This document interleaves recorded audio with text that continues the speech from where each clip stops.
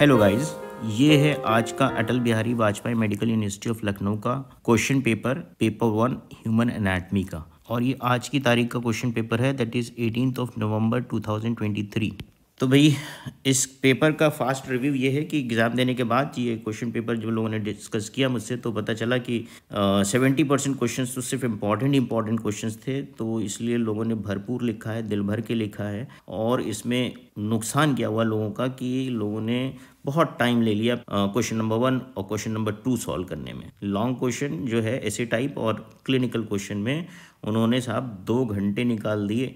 तो बचा क्या, बचा उनके पास 40 मिनट में लास्ट ये देख रहे हो ना, 3 क्वेश्चन नंबर और फिर क्वेश्चन नंबर 4 में ये शॉर्ट क्वेश्चंस, ये सब उनके आधे अधूरे रह गए।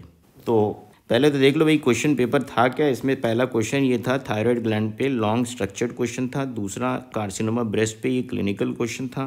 फिर शॉर्ट आंसर क्वेश्चंस में कैवर्नस साइनस पे था, क्यूबाइटल फोसा पे था, इंटरनल कैप्सूल पे था, सब super important CSF formation drainage पे था। इसमें साथ साथ तुम्हें सब अरेक्नॉइड स्पेस और हाइड्रोकेफेलस भी ऐड किया गया है। और फिर रिजल्ट्स ऑफ फर्टिलाइजेशन या अर्ली एम्ब्रियोजेनेसिस के बारे में, नॉर्मल एबनॉर्मल इम्प्लांटेशन के बारे में भी लिखना था। अल्ट्रा शॉर्ट क्वेश्चंस में क्या था, डायग्राम था, ट्रांजिशनल एपिथेलियम के बारे में लिखना है, लोकेशन और उसके फंक्शंस के बारे में, then modification the fascia with examples के बारे में। तो ऑब्वियसली जनरल एनाटमी का क्वेश्चन है तो सारे मॉडिफिकेशन लिख देने हैं।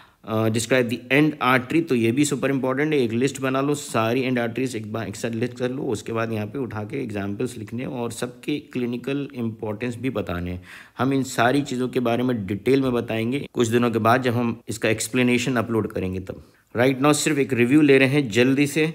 सो हिस्टोलॉजिकल डिफरेंसेस क्या हैं, हाईलाइन, इलास्टिक एंड फाइब्रोकार्टिलेज के डायग्राम के साथ तुम्हें डिफरेंसेस बताने, एग्जांपल्स बताने, देन मसल्स ऑफ मैस्टिकेशन के नाम बताने, नर्व सप्लाई और एक्शन।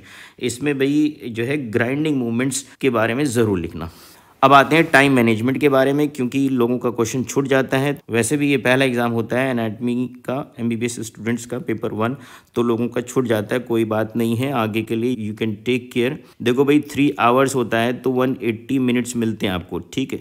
180 मिनट्स में आपको 20 मिनट्स में तो ये MCQ कवर करने हैं। बचा कितना, जो 80 मार्क्स का थ्योरी पेपर उसके लिए आपको मिल रहे हैं 160 मिनट्स, ठीक है। इस 160 मिनट्स को आपको डिवाइड करना है ताकि आपका लिमिटेड टाइम में कंप्लीट हो जाए।